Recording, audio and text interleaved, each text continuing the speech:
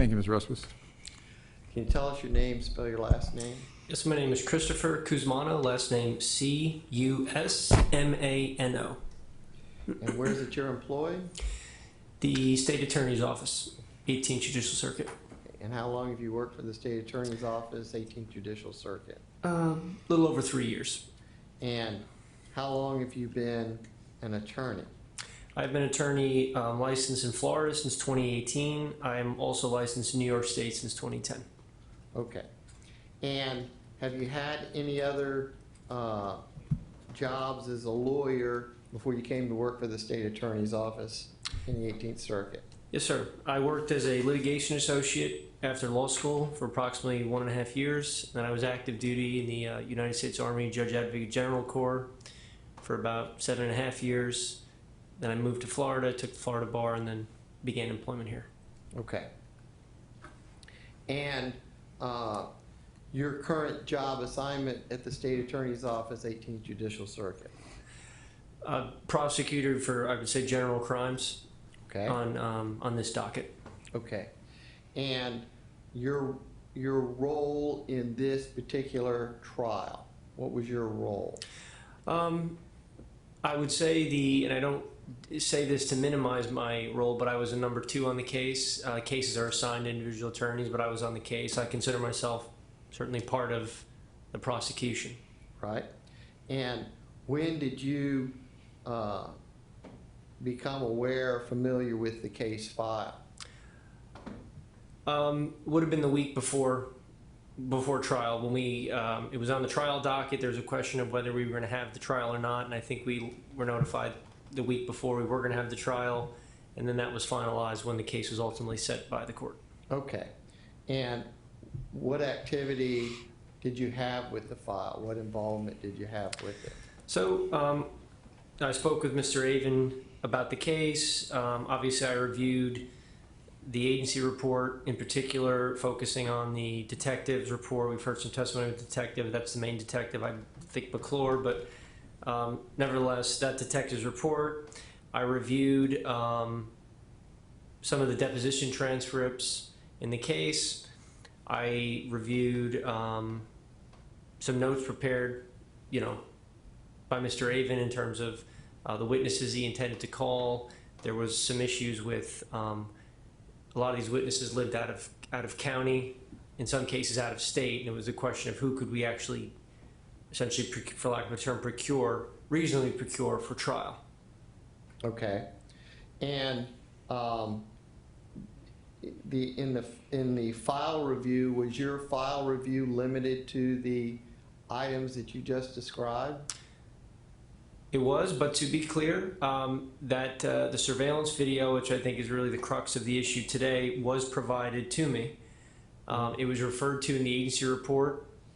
I was aware we had grill surveillance because I actually think, and this is just my style, surveillance is something that I think a jury may find useful. So I did ask if we were going to, present that to the jury. But I didn't watch it, but it was made available to me. So I want to be clear about that, and okay. I should have reviewed it. Okay. And were you present in court where Mr. Avon was showing video evidence to the defense? I was present in court. I don't recall what. There's 2 videos in this case. We've now seen both of them. I don't recall what video was being watched, but I vividly recall that there was a problem with defense counsel's computer being a Macintosh, not having a CD drive, not having it was just unable to be played for a little while, and that was ultimately remedied. So I am aware that while I was sitting there, some type of viewing was going on. I don't recall what video, but I do recall it being played in court, and I believe that was after the jury had been selected in this case. Okay. All right. And so when you ask the questions of, oh, Careful.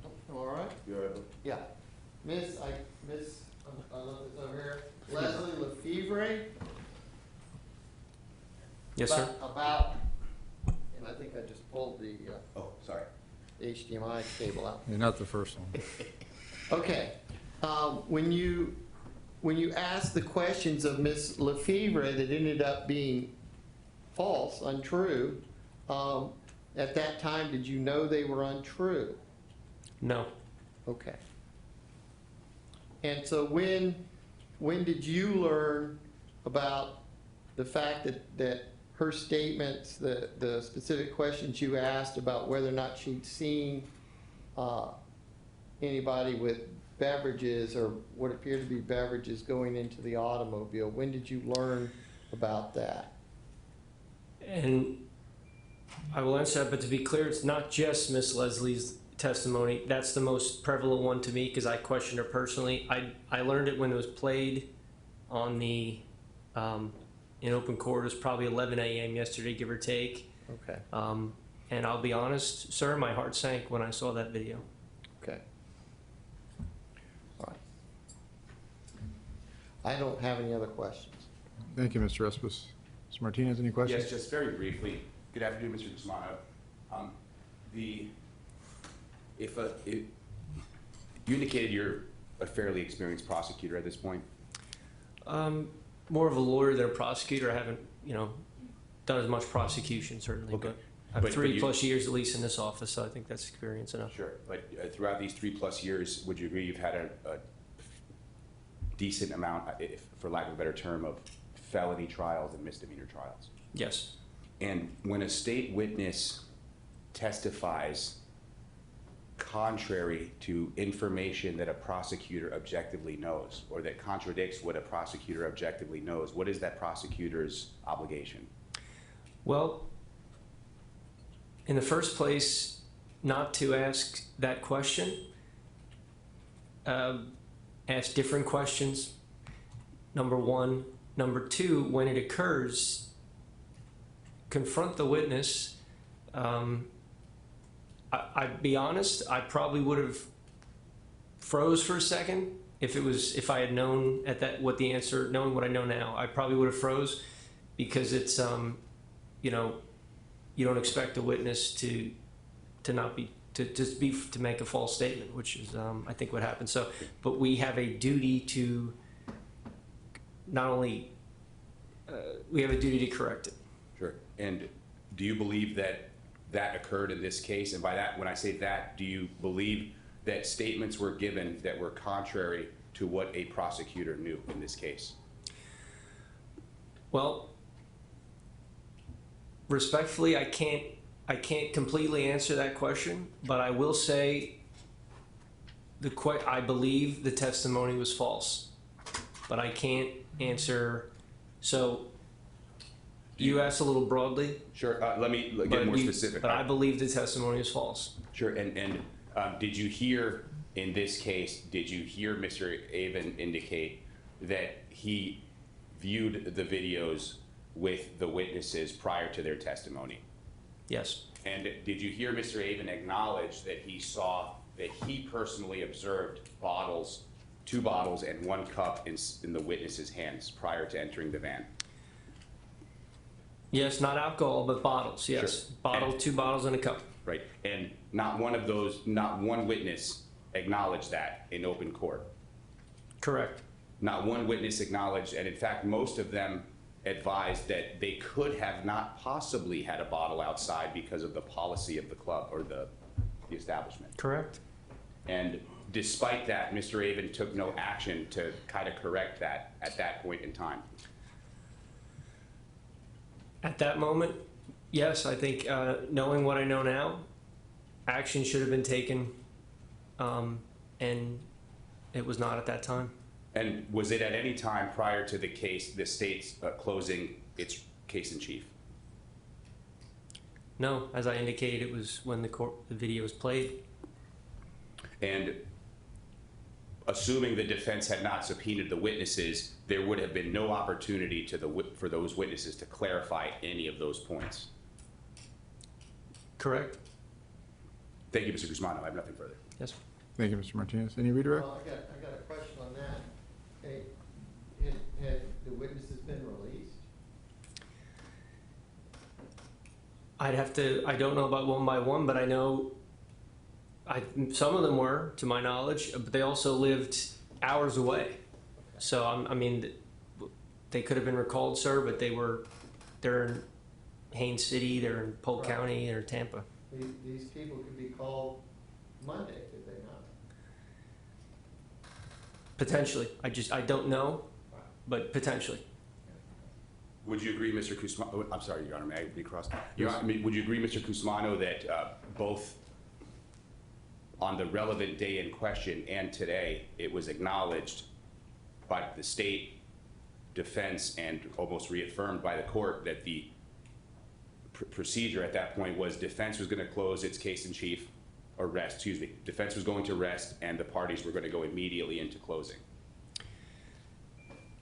I think it was a fluid, but effectively, yes, but it was fluid. I mean, there was not, we didn't have a set marching order, but effectively, yes. That the ball was in the defense's court to determine whether the defendant would testify or not. I mean, just to confirm that, it appeared to, I think, everyone that he would not testify, but that was not finalized. The defense would have an opportunity to, because we specifically talked at the bench of not forcing the defense to rest pending what was going on, and I thought that was fair.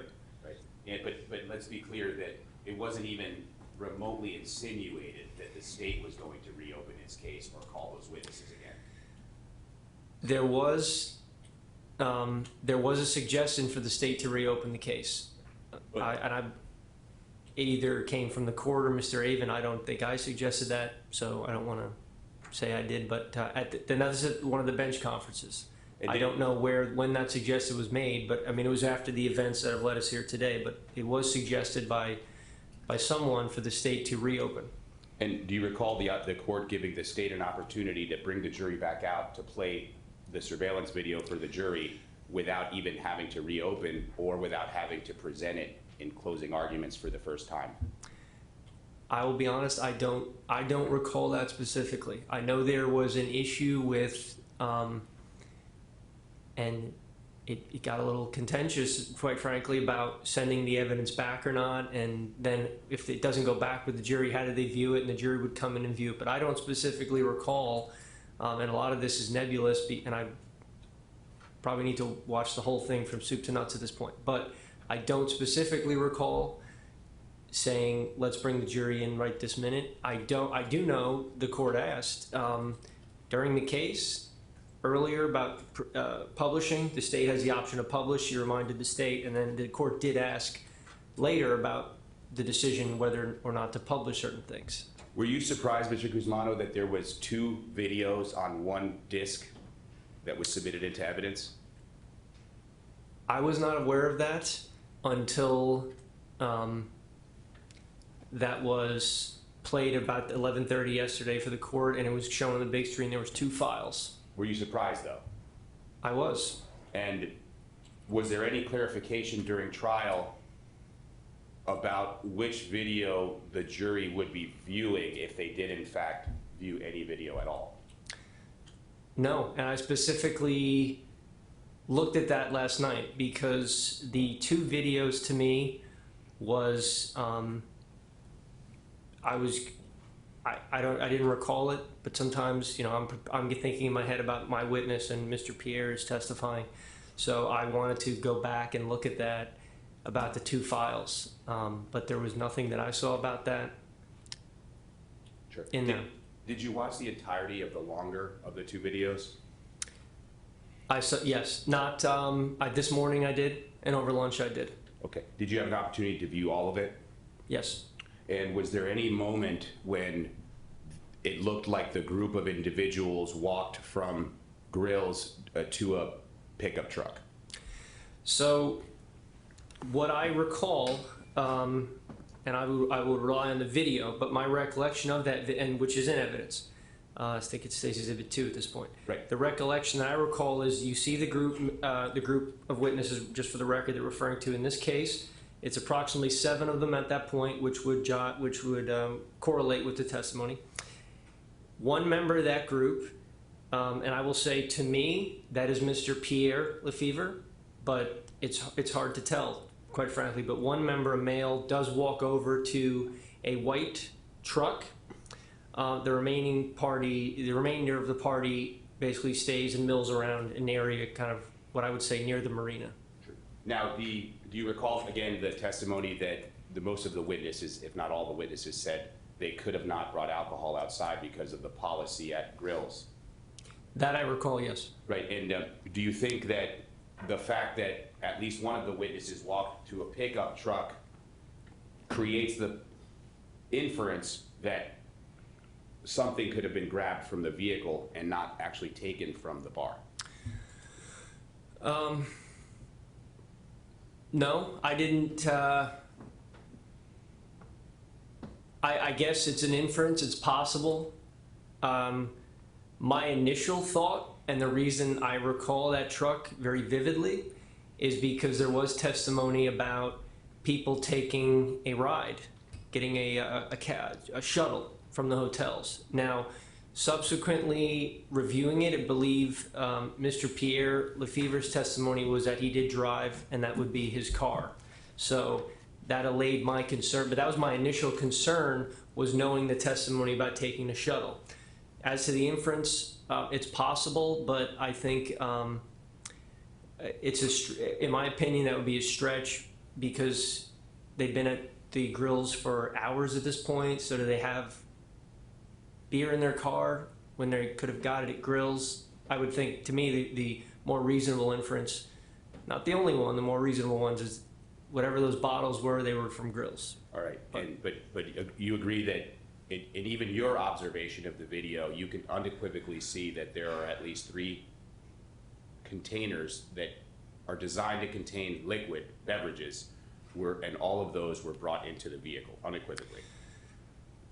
I believe what I can see, there was 2 bottles, what I would say glass, what I'm assuming glass, but I think the inference glass bottles, 1 cup. There's the 4th item that just the way the bottle, if it is a bottle, it's being carried in a weird way, which is why I believe it may be a purse. But yes, they go into, I think that's the only reasonable inference, that those items are taken into the van, because we have the video shows the van leave and there's nothing behind. So I don't know where else they would go, quite frankly. And what does your gut tell you those bottles, those glass bottles, were if they were just taken from a bar? Objective speculation.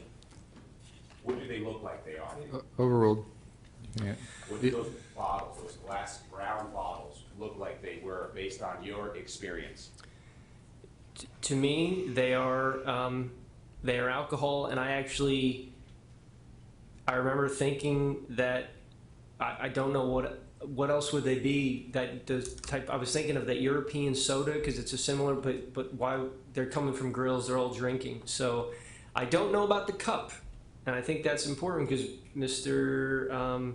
Jerry Lefevre had testified he only had 1 or 2 drinks. So I think that, to me, for what it's worth, that would be water. But I don't know that for a fact, but that's my inference based on his testimony and kind of the visual. But the bottles, I believe they were. So now you even believe that objectively that the facts that the witnesses testified to, whether they knew it or not at the time, were false? I guess I'm going to get there, but I would have to go witness by witness. So if we want to start with Miss Leslie, yes, I think it was false. Maybe let me rephrase my question. Maybe I asked it correctly. What I mean is whether or not the witnesses knew or recalled, whether they knew what they were saying was false, or whether they recalled completely what they had or did not have in their hands. Based on your review of the video, was their testimony objectively false? If they watched that video prior to testifying, and if, number 1, number 2, if the issue came up, then yes. And do you recall Mr. Avon saying that he reviewed the videos with the witnesses, or the video? Well, and that's why when we say witnesses, I don't, that's why I focus on Miss Leslie, because she was not only my witness, she signed that CD. So that's kind of a clear case to me. The other ones, I'd have to, but quite frankly, so much has happened here, so I'd really love to just read a transcript of everything that's happened and occurred and break it down. But my general point is, if they watch the video, particular they're confronted with and came in here, it would be false to say, I mean, it would, Do you recall yesterday when this issue first came up and the defense made a motion for mistrial? Do you remember that? the verbal but Yes. oral motion? Yeah, Yes. And do Yes. you remember that Mr. Avon's response, or his response to the defense's motion or argument, if you will, was, Your Honor, I reviewed this video with all of the witnesses prior to trial. Do you remember that? I don't recall that. Okay. I don't recall. I know it was reviewed. I don't know about all. And that's why I think we need to be, respectfully, counsel, obviously, we need to be precise Sure. about Now, stuff okay. like that. How about if, do you agree that he said, I reviewed the video with at least some witnesses, even today? Correct. And, Two of them signed it. right, 2 of them signed it. So there And we go. I mean, that's, So if the state and at least 2 witnesses viewed that video, all 3 of those people would have seen 2 brown bottles, just like you did. correct. I have nothing further, Judge.